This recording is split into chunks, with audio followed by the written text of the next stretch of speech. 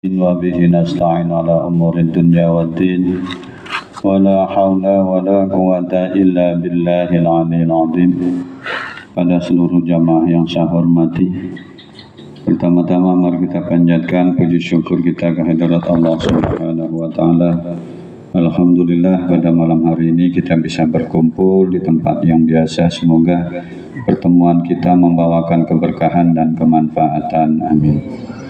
Salawat beserta salam semoga tetap tercurahkan pada junjungan kita Nabi Agung Muhammad sallallahu alaihi wasallam beserta keluarga, sahabat sampai pada pengikutnya, dan semoga kita selalu akan mendapatkan syafaatnya. Amin. Kita akan teruskan bab kita kemarin.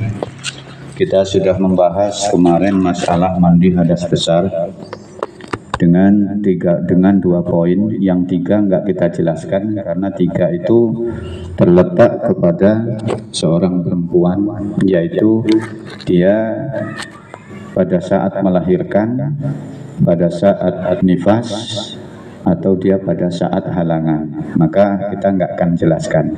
Cuma perhitungan dalam suatu hukum, jadi perempuan itu paling banyaknya nifas itu 60 hari. Umumnya perempuan itu nifas 40 hari, paling sedikitnya itu adalah 1 tetes. Nah, terus dalam hukum ini hanya cuplikan aja. Dalam wiladah itu yang dinamakan wiladah itu mengeluarkan anak. Nah, berarti mengeluarkan anak itu baik secara dia operasi maupun tidak operasi, normal atau tidak normal, maka dia tetap dinamakan melahirkan. Maka dia tetap wajib mandi hadas besar. Yang ketiga disebabkan halangan. Halangan itu paling sedikitnya sehari semalam untuk perempuan. Umumnya 1 minggu. Paling banyak 15 hari halangan perempuan. Berarti lebih dari 1 minggu, 15 hari perempuan disebut istihadah atau disebut dengan di situ pendarahan. Nah, hukum istihadah seorang perempuan itu tetap wajib menjalankan sholat. Tetap menjalankan. Berarti kalau anak perempuan itu dia berhalangan sampai lebih 15 hari, 16 harinya tetap wajib dia 15 hari mandi, 16-nya tetap wajib sholat. Walau toh dia dalam keadaan mengeluarkan darah kembali. Itu bagi seorang perempuan. Dah, kita nggak masuk ke situ. Kita akan bahas masalah arkanus sholat. Nah, rukun sholat itu dibagi jadi 3. Ada rukun posisi pertama kauliyah, artinya bentuk ucapan. Yang kedua adalah rukun yang bentuk kolbiyah, artinya bentuk hati. Yang ketiga adalah rukun arkan, bentuk gerakan. Berarti dalam sholat ini mempunyai rukun fi'liyah ada, berarti gerakan. Mempunyai rukun ucapan, berarti wajib dibaca. Dan mempunyai rukun bentuk hati yang harus diucapkan dalam hati. Nah, tiga-tiganya dalam posisi kita melaksanakan sholat ini harus berjalan. Apabila salah satu nanti rukun yang hati ketinggalan batal, rukun ucapan yang salah pun batal, atau rukun pekerjaan atau rukun gerakan kita salah pun bisa jadi batal. Kita bahas satu terlebih dahulu. Pertama, ini sudah karena tetap rukunnya sama dengan kita wudhu. Pertama adalah rukun dalam kita sholat an-niyat. Niat sudah kita jelaskan kemarin. Niat itu mempunyai tiga rukun. 1 kemarin qasdun, ta'yin, zikrul fardiyah. Jadi dalam suatu niat, orang itu harus punya niat, aku berniat, terus yang diniatkan menyebutkan fardunya. Tiga ini wajib diucapkan di dalam hati, tidak boleh diucapkan di mulut. Jadi tiga ini nggak boleh diucapkan di mulut, wajib diucapkan di hati. Maka ketika sampeyan sholat, itu Allah, hati harus bunyi, aku berniat sholat maghrib fardu karena Allah Ta'ala. Nah ini wajib. Kalau ini ditinggalkan salah satu rukun, aku berniat sholatnya apa, nggak nyebutin fardunya, maka batal sholat kita. Kalau pembacaan usolli fardul maghribi salasa rokaatin, hukumnya dalam mulut itu adalah sunnah. Tapi niat yang sejatinya itu adalah di dalam hati. Berarti wajib qasdun, berarti sengaja aku berniat, sholatnya disebut. Berarti kalau sampean takbir ya Allah, hati wajib aku berniat atau niat ingsun sholat maghrib fardu karena Allah Ta'ala. Baca. Ini hukum niat. Maka yang disebut niat yaitu makrunan ma'at takbiratul ihram. Jadi yang disebut ini qasdun biqalbi makrunan anil fi'li. Jadi kesengajaan hati yang dibarengi dengan gerakan fisik, itu yang namanya niat. Kesengajaan hati yang dibarengi dengan suatu dengan gerakan fisik. Berarti ketika Allah sini mengucap aku berniat sholat maghrib fardu karena Allah Ta'ala. Berarti kalau ditinggalkan kita hanya Allahu Akbar, niatnya nggak ada. Yang diucapin sampean cuma usolli fardul maghribi salasa rokaatim Allahu Akbar, hatinya nggak bunyi, nggak ada niat. Berarti sholat sampean tidak sah. Karena yang dinamakan niat itu terletak di dalam hati. Usolli bukan merupakan rukun, tapi usolli ini hanya menuntun hati supaya bisa ngucap. Nah, ngucapnya bukan pada saat usollinya. Jadi sampean usolli itu belum disebut dia sholat, belum disebut sholat. Sampean usolli fardul maghribi salasa rokaatin mustaqbilal kiblati makmuman, belum disebut sholat. Persiapan mau sholat, tapi ketika sudah mengangkat Allah, ini berarti sudah disebut sholat. Karena yang disebut sholat adalah diawali dengan takbiratul ihram, diakhiri dengan salam. Berarti ketika belum mengucapkan takbir, kita belum disebut di situ sholat, belum disebut sholat. Berarti sholat itu diawali dengan takbir terlebih dahulu. Allah, hatinya bunyi. Nah, terus setelah itu kita niat. Kapan niatnya? Bersamaan dengan membaca takbir. Berarti ketika Allah, aku berniat atau niat ingsun sholat maghrib. Sholat maghrib. Ini keluar dari tema. Sedikit karena sering salah. Jadi ketika seseorang itu sholat, jadi kan kita ada hukum. Tadi saya katakan hukum kita kan wajib. Ada 3 dalam suatu sholat. Ada yang wajib dalam hati, ada yang wajib diucapkan dengan mulut, ada yang wajib digerakkan, berarti dengan arkan. Nah, rukun 3 ini tidak bisa digantikan dengan bentuk, dikalahkan dengan bentuk kesunahan. Contoh begini, ada orang sholat, ini mengalahkan rukun fardu, Sering sampean kalau sholat membaca kabiro secara hukum sunnah. Tapi kabiro ini dihukumkan tidak sunnah dalam 5 posisi. Membaca kabiro itu tidak disunnahkan dalam 5 posisi. 1, di sini dikatakan walhasilu anna surutal iftitahi khamsatan alla takuna wa alla yudrikal imama fi khairil qiyami. Jadi kalau sampeyan kok sholat, misalnya sholat, Allah, aku berniat Allahu Akbar. Imam kok ruku, jangan sampean baca doa iftitah. Tidak diperbolehkan membaca kabirah, langsung ngikut ruku. Tidak ada hukum sunnah. Ataupun sampean ketemu, sampean datang imam sudah at-tahiyat akhir, sampean ya tinggal Allahu Akbar, langsung ikut duduk. Tidak diperbolehkan membaca di situ doa iftitah atau membaca di sini kabirah. Yang kedua, kita tidak dipersunahkan, bahkan tidak diperbolehkan untuk membaca doa iftitah atau kabirah.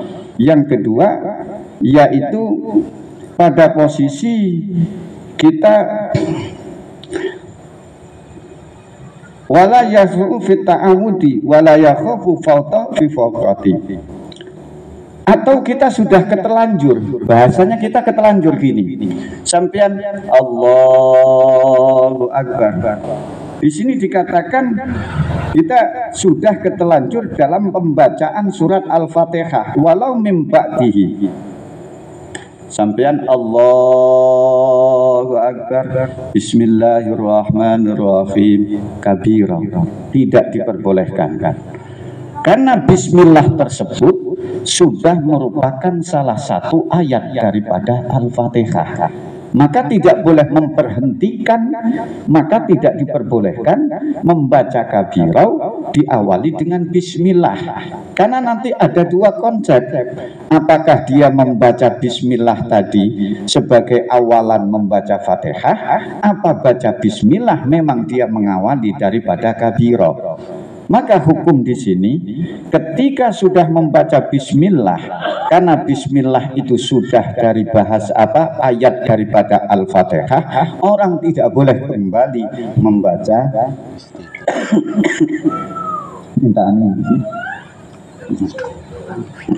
tidak boleh mengulangi pembacaan ta'awud kabirah. Apalagi kok sampean sudah baca Bismillahirrahmanirrahim, Alhamdulillahirabbil alamin. Ingat loh, saya belum baca kabirah, batal sholat sampean. Loh, batalnya bagaimana? Sampean mengalahkan hukum wajib, memenangkan hukum sunnah. Berarti sampean wajib ngulang niat lagi. Niat berarti kalau diketelanjurkan sini, ini kita bisa membatalkan karena tidak bisa di sini nyelan-nyelani bahasa dalam bahasanya Fatihah diselani dengan perkara yang lainnya. Itu kalau sudah ketelanjur, berarti kita nggak boleh, tidak disunahkan membaca kabirah walhamdulillahi katsira. Kalau sudah ketelanjur baca Fatihah. Yang kedua. Yang ketiga, kita tidak disunahkan dalam posisi membaca ta'awud wala yakhafu fawqa ba'dil fatihati. Jadi wala fawqal waqti. Yang ketiga, kita itu enggak boleh membaca ta'awud kalau memang kita sholat waktunya mau habis. Semisal sholat asar habis sekitar jam 6 kurang 10 menit, kita sholat jam 6 kebetulan kurang 20 menit karena saking ada anunya, boleh misalnya. Jangan gunakan kabirah. Ketika Anda menggunakan kabirah terus di sini sampai kehabisan waktu, diharamkan sampean. Maka tidak diperbolehkan ketika orang itu sholat waktunya sudah mau habis tambah dia menggunakan kabirah. Jadi seseorang langsung berarti Allahu Akbar, langsung Bismillahirrahmanirrahim, Alhamdulillahirabbil alamin. Berarti tidak diperbolehkan untuk kita membaca kabirah. Tidak disunahkan jatuhnya bacaan kabirah pada saat kita ini tadi dalam posisi sholat kita di sini memang waktunya mau habis. Tapi ya jangan dihabis-habisin, mentang-mentang sholat jam segitu boleh, terus jam segitu aja enggak, jangan.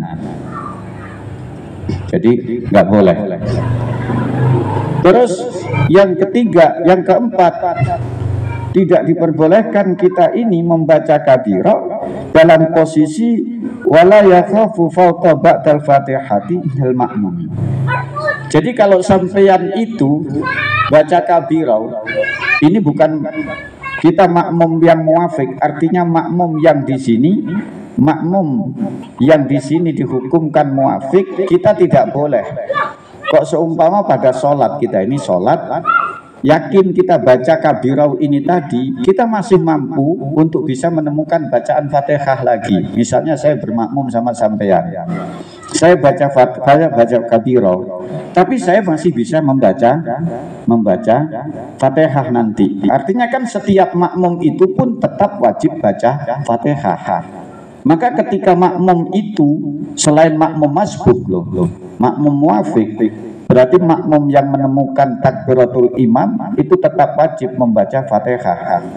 Dan ada seseorang tersebut bareng sama makmum, bareng sama imam, tapi dia di situ memenangkan membaca kabirau, sehingga Fatihah dia ini sampai nggak cukup karena dia lambatnya baca kabirau. Misalnya sholat tarawih,